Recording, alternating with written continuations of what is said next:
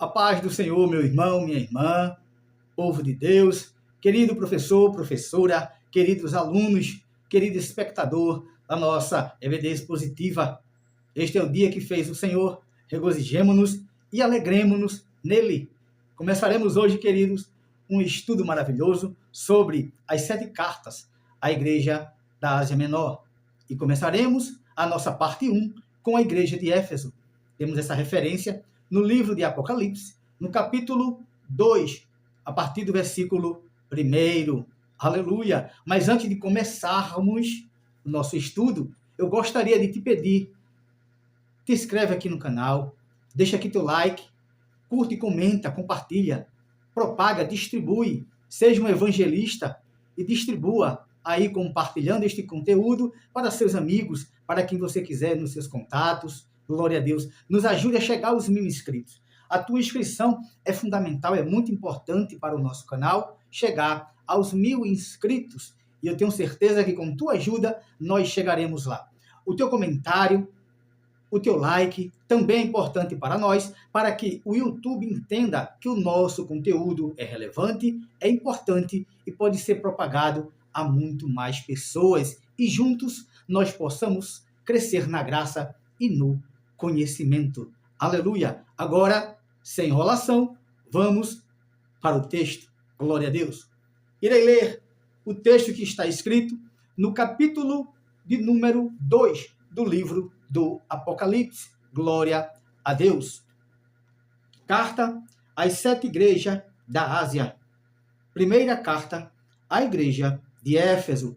Essa é a epígrafe da minha tradução. Escreve ao anjo da igreja que está em Éfeso. Isto diz aquele que tem na sua destra as 7 estrelas, que anda no meio dos 7 castiçais de ouro. Eu sei as tuas obras, e o teu trabalho e a tua paciência, e que não podes sofrer os maus. E puseste à prova os que dizem ser apóstolos e não são, e tu os achastes mentirosos, e sofrestes e tens paciência, e trabalhaste pelo meu nome e não te cansaste. Tenho, porém, contra ti, que deixaste o primeiro amor. Lembra-te, pois, de onde caíste, e arrepende-te, e pratica as primeiras obras, quando não, brevemente te virei, e tirarei do seu lugar o teu castiçal, se não te arrependeres. Tens, porém, isto, que aborreces as obras dos nicolaítas, as quais eu também aborreço. Quem tem ouvidos, ouça o que o Espírito diz às igrejas. Ao que vencer, dar-lhe-ei a comer da árvore da vida, que está no meio do paraíso de Deus. Aleluia! Glória a Jesus. Queridos e amados irmãos, como já falei, serão 7 estudos, serão 7 igrejas, e estaremos aqui trazendo em forma expositiva o que é concernente a essas igrejas, o que o Senhor falara para essas igrejas, o que é que ele quis dizer ali quando manda que João escrevesse as 7 cartas e entregasse aos seus anjos da igreja. Glória a Deus. Então aqui, estudo bíblico, a carta à igreja de Éfeso. Eu tenho como tema esse primeiro estudo, uma igreja fiel na doutrina, mas que precisava recuperar o primeiro amor. Glória a Jesus. Primeiro ponto do nosso estudo. No contexto histórico de Éfeso, queridos, esta igreja ela era uma das cidades mais importantes do mundo antigo. E ela era também um forte centro comercial, político e religioso. Éfeso era uma das potências lá no mundo antigo, no comércio, politicamente e na religiosidade. Era uma igreja muito obreira, era uma igreja que praticava muita obra, que tinha muito serviço. Aleluia.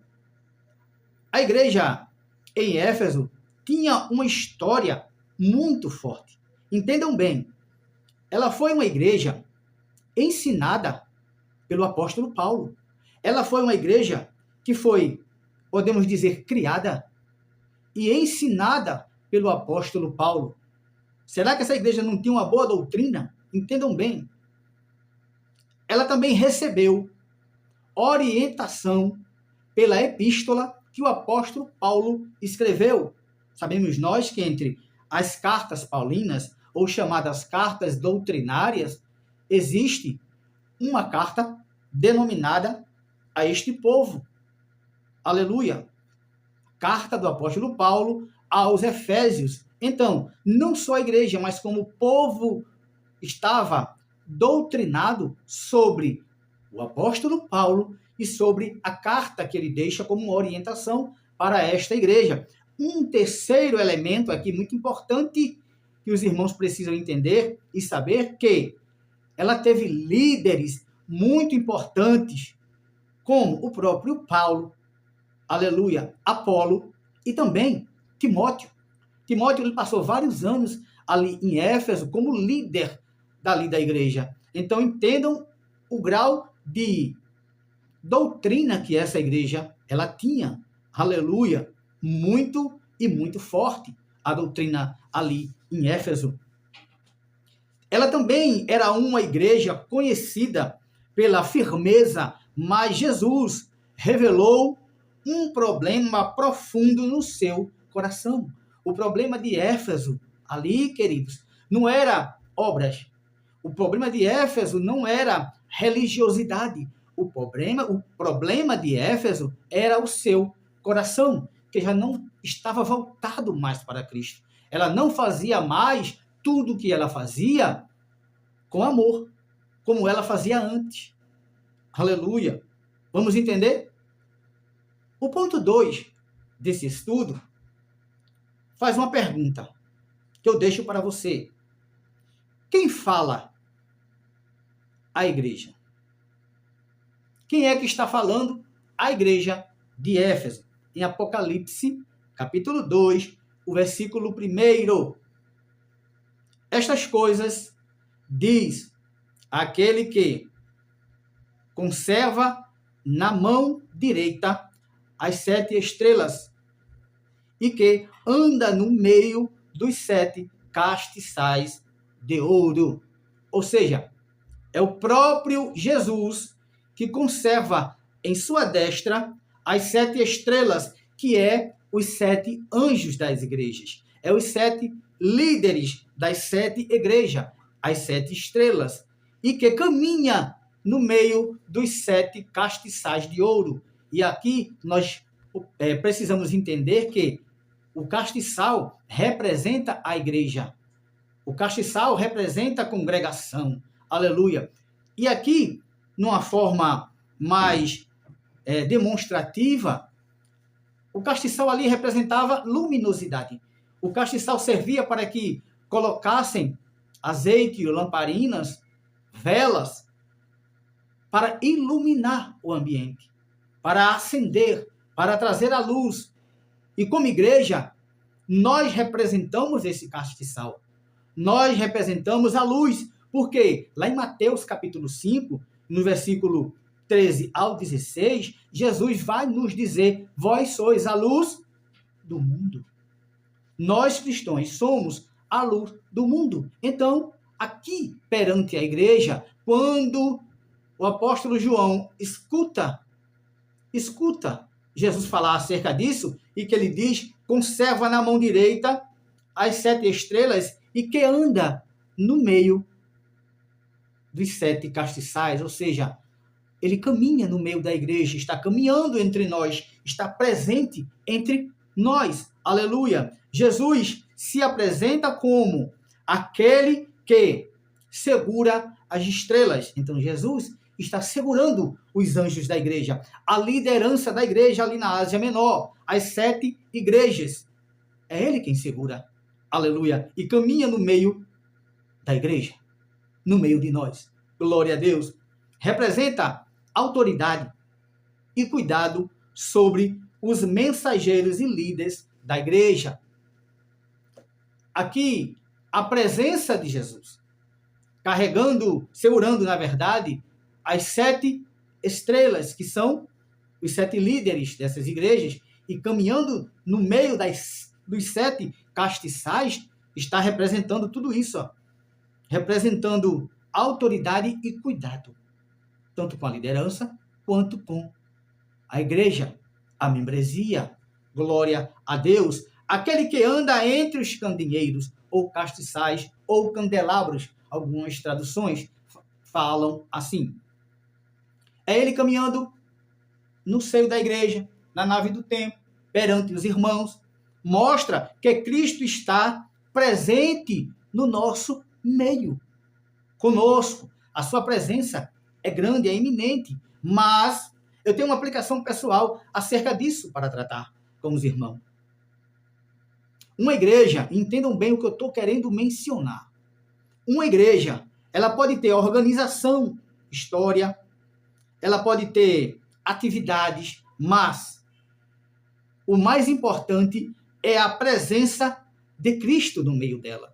Não adianta uma igreja ser muito fervorosa, não adianta uma igreja ser muito ativa, ter muita festividade, né? É muito congresso, é muitas reuniões, é muito simpósios, é muita festividade. Tudo isso é válido, aleluia. Mas se Cristo não estiver no meio dela, e quando é que Cristo vai estar no meio da igreja? Quando a igreja buscá-lo, quando a igreja for mais fervorosa na adoração, na oração, aleluia, na comunhão com Ele, aleluia. E esta aplicação ela é muito forte, porque nem toda igreja que tem organização histórica, eu tenho muitos anos fazendo esse tipo de obra, organização histórica, muitas atividades, não quer dizer que sempre está com a presença de Deus. Não quer dizer que a presença de Deus não está nos irmãos. Não. É buscar primeiro, porque às vezes você faz uma determinada obra não pelo amor que está no seu coração por ela, mas porque alguém pediu, porque alguém conta com você, porque alguém só tem você para executar. Às vezes você não quer. Às vezes também não foi de Deus.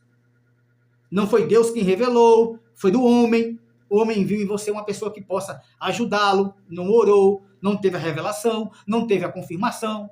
Mas você vai para uma obra onde você limitadamente não consegue, as coisas começam a não andar, então você começa a se frustrar, pessoas começam a contestar acerca da sua espiritualidade, porque a coisa não está funcionando. Mas às vezes é porque tu não está fazendo com amor, está fazendo por agradar alguém, está fazendo porque alguém conta com você e você não quer dar um não ou não quer decepcioná-lo. Se aquela pessoa não orou para poder lhe chamar para determinada obra, ore você. Pergunte a Deus antes de dar resposta. Diga, meu líder, minha dirigente, meu dirigente, eu vou orar. Eu vou orar. Consequentemente, joga a responsabilidade de orar também para ele. Eu vou orar e lhe darei essa resposta. E vá orar. Será que o amor que está no teu coração é tão grande para fazer a obra que você foi chamado para fazer pelo homem? Aí é onde está o ponto, né, dessa questão que acabamos de ler no versículo 1 do capítulo 2. Aleluia. Outra coisa, os elogios de Jesus à igreja. A gente vai entender aqui que Jesus ele elogia esta igreja. Ele sabe muito bem o que a igreja faz de bom. Ele sabe as benesses que a igreja faz, as boas obras, o trabalho desta igreja. Vamos entender aqui. Jesus diz: conheço as tuas obras, o teu trabalho e a tua perseverança. Aleluia! E aqui ele reconhece 3 qualidades nesta igreja. Quais? Que foram mencionadas: obras, discernimento espiritual e perseverança. Glória a Deus. A igreja era ativa, ela tinha muitas atividades. Não era uma igreja parada, não era uma igreja fria, era uma igreja bastante ativa. Ela não era uma comunidade parada. Não, não, não, não. Havia serviço e dedicação nessa igreja. Eles faziam com dedicação, mas como eu já falei, o que Jesus está cobrando dessa igreja é amor pela obra, não fazer por fazer, não fazer no automático, não fazer porque foi delegado, não é fazer porque eu amo fazer, é porque eu amo servir. Aleluia. Aplicação. Entendam bem, fazer muitas coisas para Deus é importante e muito importante, mas não substitui um relacionamento vivo com Ele. Não substitui. Às vezes você está muito sobrecarregado, supertarefado, dirigindo vários trabalhos, fazendo várias coisas ali na casa do Senhor, que você fica sem tempo para orar. Você fica sem tempo para uma comunhão com Ele. Aleluia. Você não acorda mais de madrugada porque tem que dormir um sono reparador, porque pela manhã você pode trabalhar no serviço secular e quando chegar, vai para a igreja para ensaiar, vai para a igreja para ornamentar, vai para a igreja para limpar a igreja, vai estudar porque vai trazer uma palavra. É muito serviço e a comunhão com Ele. Nós temos que remir o tempo. Nós temos também que remir o trabalho, dividir o secular, dividir o espiritual, dividir a casa, dividir a igreja. Aleluia! Trabalhar, fazer muitas coisas para Deus é muito bom servir a Deus, mas que isso não seja um empecilho para que atrapalhe a sua vida espiritual, para que não te deixe sem tempo para orar, para que não te deixe sem tempo para se consagrar, para que não deixe você sem tempo para deixar de fazer o teu momento devocional com Ele. Glória a Jesus. Não. Nenhum esforço excessivo que atrapalhe a tua comunhão com Deus. Isto é o coração. Aleluia. Glória a Deus. Outro ponto aqui que ele fala, olha, discernimento espiritual. Não podes suportar homens maus.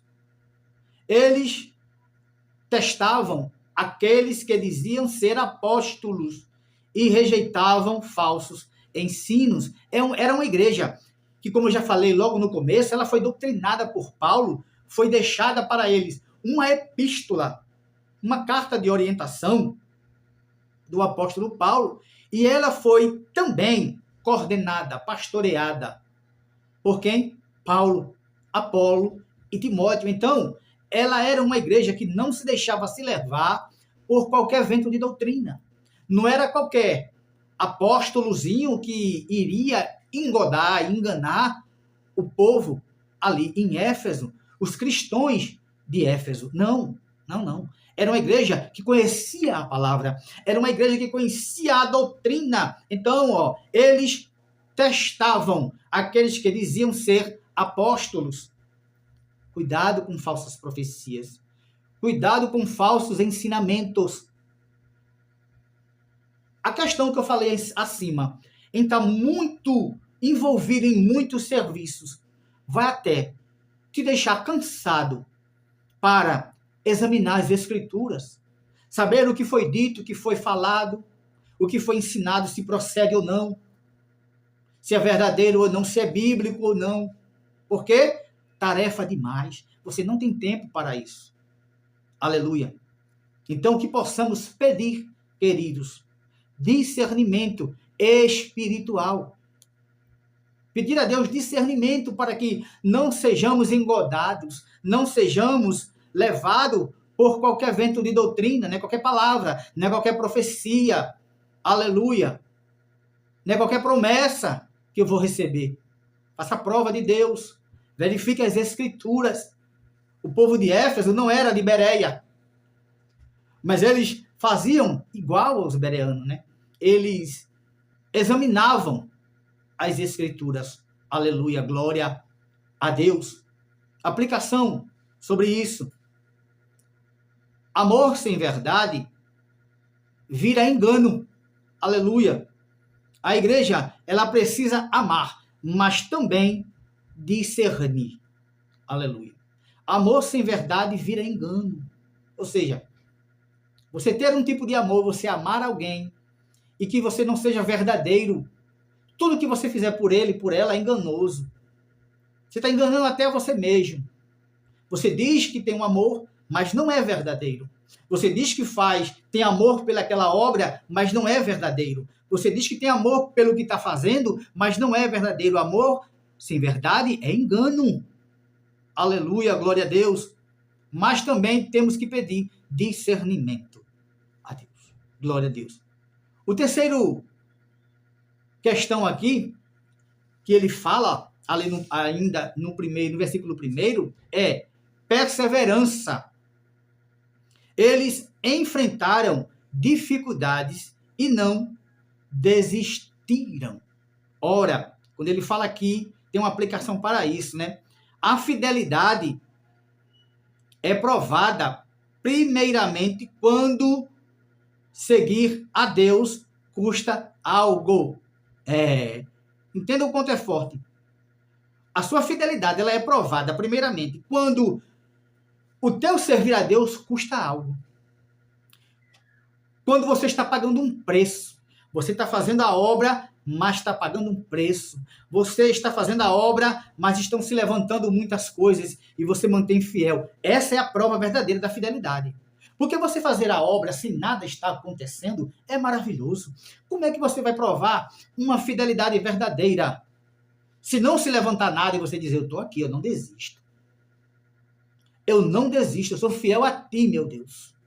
Eu irei fazer a tua obra, haja o que houver. Levante-se o que se levantar. Pode se levantar o espírito do governador, mas eu estou aqui. O Senhor me chamou, me qualificou, me capacitou, me levantou, me dá força, me dá graça, e eu irei fazer até o final. Então, a fidelidade, ela é provada primeiramente quando servir a Deus e segui-lo custa algo. Aleluia. Glória a Deus. Você está pagando algum tipo de preço? O que você está fazendo aí para a obra de Deus? Você tem que estar pagando alguma coisa? Está doendo? Está amargo? Isso é fidelidade a Deus. Continue. Sejais fiel, que lá no final ele diz, ao que vencer, nós iremos ler no final do nosso estudo. Glória a Jesus. Quarto ponto que eu quero destacar. O grande problema. Abandonaste o teu primeiro amor. Apocalipse 2, versículo 4. Vamos ler? Tenho, porém, contra ti que deixastes o teu primeiro amor. Glória a Jesus. E aqui nós vamos destacar alguns aspectos que este é o centro desta mensagem. É o centro. O ponto central da mensagem é este aqui, ó. Tenho, porém, contra ti, que deixastes o teu primeiro amor. Veja que ele elogiou, ele reconhece, né, as qualidades de Éfeso, ele reconhece o trabalho, o servir, a perseverança, o discernimento, as obras, mas, aleluia, o grande problema, abandonastes o teu primeiro amor. É o coração onde está o problema. Glória a Deus. Jesus não acusa Éfeso de falta de conhecimento, não acusa Éfeso de falta de trabalho, não acusa Éfeso de falta de disciplina, não acusa Éfeso de falta de doutrina, não. Ele não acusa Éfeso de nada disso. É o coração de Éfeso que é o centro da mensagem do Senhor. É o primeiro amor que eles não estão fazendo mais. Não estão praticando mais. Glória a Deus. O primeiro amor. O problema era o coração. Eles continuavam fazendo as coisas certas, mas perderam a motivação inicial. Eles estavam fazendo tudo certo. Coisas qual eles faziam no início, mas a motivação mudou. Antes faziam por amor, hoje faz por obrigação, hoje faz para agradar a alguém, e é isso que ele questiona. Aleluia, glória a Deus. Eles continuavam fazendo as coisas certas, mas perderam a motivação inicial. O primeiro amor pode envolver, entendam só, o que eles deixaram de fazer: amor por Cristo, alegria na comunhão com Deus. Eles já não se alegravam mais na comunhão com Deus. Aleluia. Devoção sincera, paixão pela presença de Deus. Eles já não estavam mais apaixonados em sentir a presença do Senhor. Glória a Deus. Quantos de nós, nas nossas igrejas, estão assim dessa forma? Isso eu faço uma pergunta retórica para você. Deixa aí nos comentários. Deixa aí o que é que está faltando, o que você sente que não está acontecendo mais contigo, ou que você não vê mais no seio da tua congregação, o que você não vê mais acontecer. O quê? Amor por Cristo, alegria na comunhão com Deus, devoção sincera ou paixão pela presença de Deus. O que você não vê mais no âmbito da igreja? Deixa aí nos comentários. É importante o teu comentário. Glória a Deus. Uma pessoa, ela pode continuar servindo e, ao mesmo tempo, estar distante interiormente de Deus.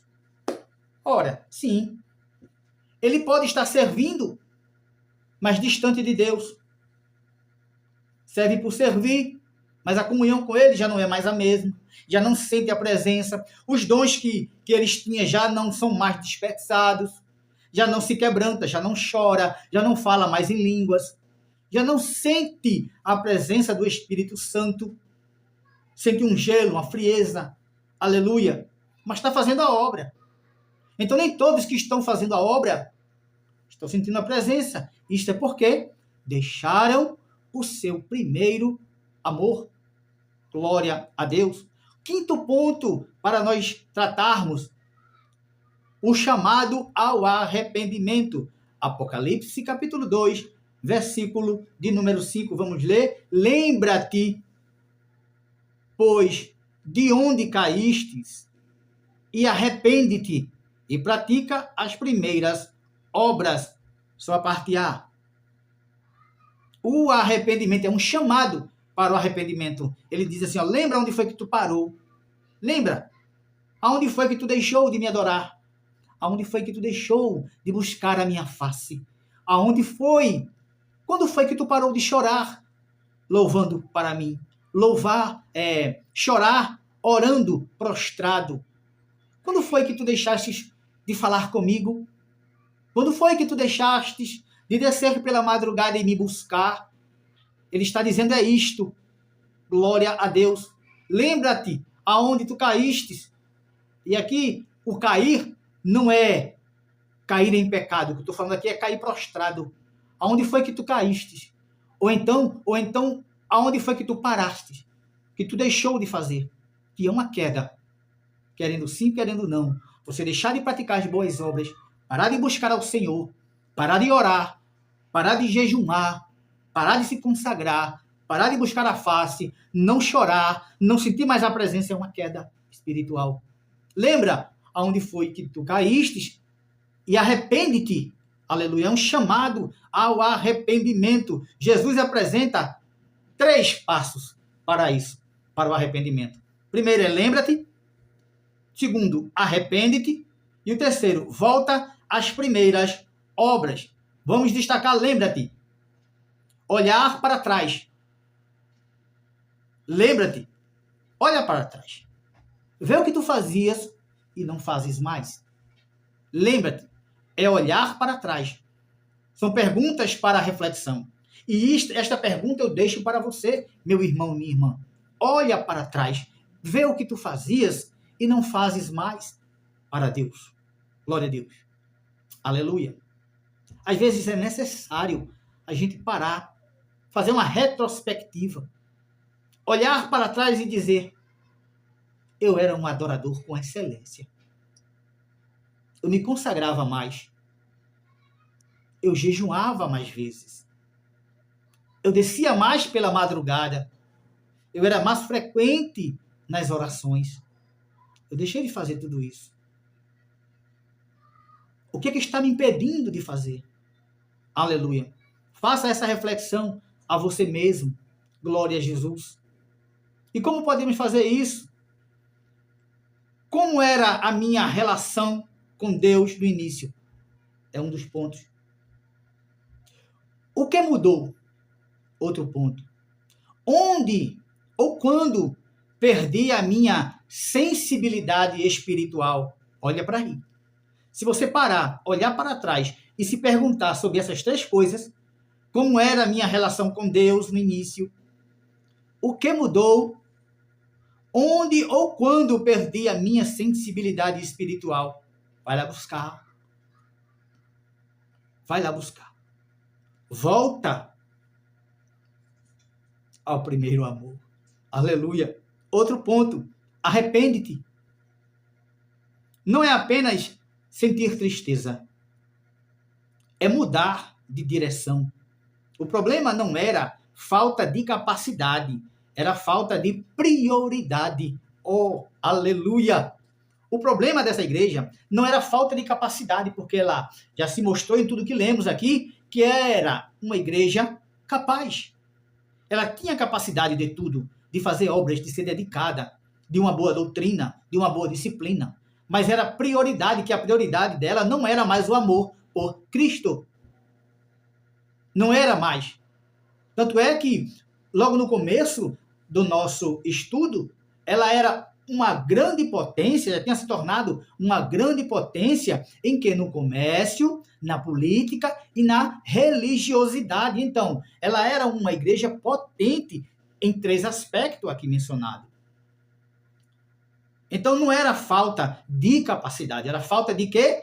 Prioridade, de priorizar a obra do Senhor, de priorizar o amor que tem por Cristo. Glória a Deus. E ele diz, arrepende-te. E o terceiro elemento aqui, dos três passos que ele dá para esse chamado ao arrependimento é volta às primeiras obras. Jesus não manda abandonar as obras, manda recuperar, a fonte delas. Jesus não está mandando eles deixar o que está fazendo, não. Faça, mas faça com amor. Faça, mas faça com paixão por mim. Aleluia. Ele não manda porque ele sabe que a igreja não deixou de fazer. Eu conheço as tuas obras. A igreja de Éfeso não deixou, não abandonou. Ela deixou de fazer com amor, como fazia antes. Ele não manda abandonar o que está fazendo, mas ele manda buscar, fazer como fazia antes. Ele manda recuperar a fonte dela, a fonte do trabalho, a fonte da vontade. Qual é? O amor. Volta ao primeiro amor. O primeiro amor. A questão não era o que faziam, mas por que faziam. Isso também é muito forte. Por que faziam? Por amor não é. Que Jesus, ele já recomenda, ele já repreende. Por amor não é. Volte. Por amor não é. Porque eles faziam por status, por já saber que era uma potência religiosa. Aleluia. Por comodidade, por obrigação. Isso não era por amor. O problema não era o que eles faziam, mas por que eles faziam. Sexto ponto, o alerta. Remover o candeeiro, ou os castiçais, ou as lamparinas. Glória a Deus. Caso contrário, venho a ti e moverei do seu lugar o teu candeeiro. Glória a Deus. O candeeiro representa o testemunho da igreja. Uma igreja pode existir externamente, mas perder sua influência espiritual se abandonar sua comunhão com Cristo. Glória a Deus. E eu tenho uma reflexão aqui para você agora. Deus não busca apenas uma igreja ocupada. Entendam o quanto isso é forte. Deus não busca apenas uma igreja ocupada. Busca uma igreja viva. Viva. Não é uma igreja morta espiritualmente. Não é uma igreja doente. Existem muitas igrejas aí que estão doentes e não se vê. Que estão mortas espiritualmente e não se percebe. Jesus, ele não busca uma igreja apenas ocupada com muito servir, com muito trabalho, com muitas obras. Não. Ele busca uma igreja viva. E essa igreja só se mantém viva com verdadeiro amor pela obra do Senhor. Aleluia. 7º ponto. O ponto positivo. Rejeição ao erro. Apocalipse 2 e o 6. Vamos ler?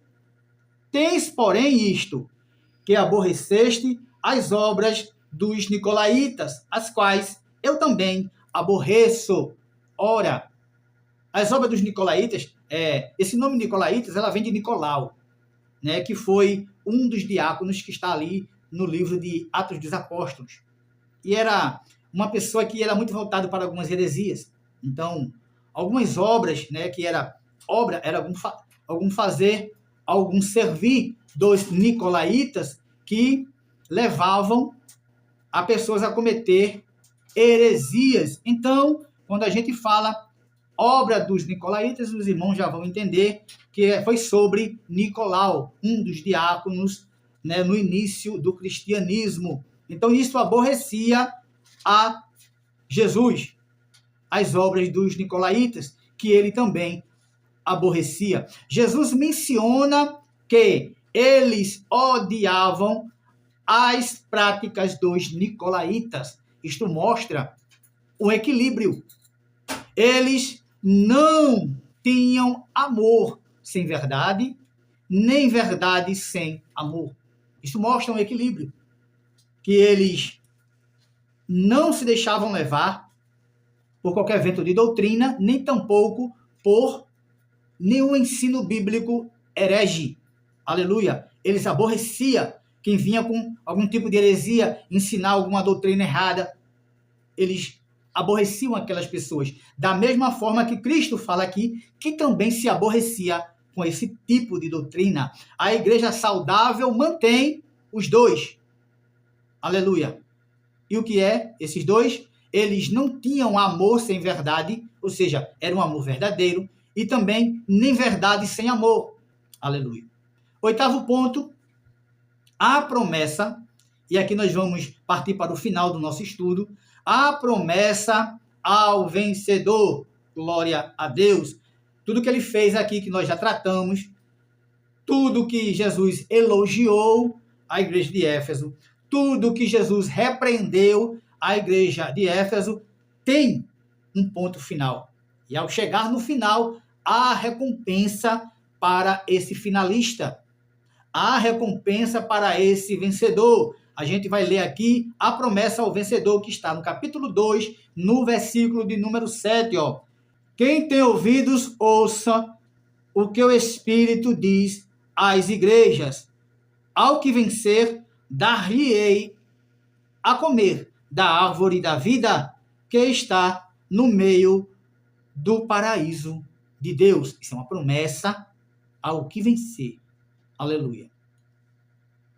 A verdade que Deus vai revelar para o seu povo. Todo o que vencer, dar-lhe-ei a comer da árvore da vida que está no paraíso de Deus. Ou seja, esta promessa a gente viu. Já se fala nessa árvore ali, no começo de tudo e agora no final das coisas. Em Gênesis e agora em Apocalipse, nós temos esta promessa. Ao vencedor darei que se alimente da árvore da vida, em algumas traduções. A promessa é para aqueles que permanecerem fiéis. Esta promessa é para aqueles que se permanecerem fiéis. Tema central da carta. É possível estar perto das coisas de Deus e ainda assim afastar-se do próprio Deus. Ou seja, você aí que diz que trabalha demais na casa de Deus, pode estar trabalhando demais e longe dele. Você pode estar envolvido demais com o trabalho no templo, mas espiritualmente deixando de buscá-lo, deixando de adorá-lo, deixando de chorar na presença, deixando de sentir, deixando de orar, deixando de jejuar, deixando de buscar a face do Senhor, não se acorda mais pela madrugada. É muito trabalho na casa de Deus, mas está fazendo isso longe dele. É isso o tema central dessa carta. Volta ao primeiro amor, olha para trás e diz assim: onde foi que eu parei? Aonde foi que eu deixei? Aonde foi que diminuiu a minha sensibilidade espiritual? Volta para trás, faz uma retrospectiva espiritual na tua vida cristã e diz onde foi que parou. Da onde é que tu tem que retomar? O que está faltando que fazia outrora e não estás fazendo mais agora? Volta ao primeiro amor. Queridos, terminamos aqui a parte 1, que foi a carta à igreja de Éfeso. Não perde, fica ligadinho, ativa o sininho das notificações, porque por alguns dias nós estamos aí mandando para você, vai chegar aí a notificação da parte 2, da próxima carta à igreja. Glória a Deus. Aleluia. Que será a carta à igreja de Esmirna. Aleluia. E que Deus os abençoe.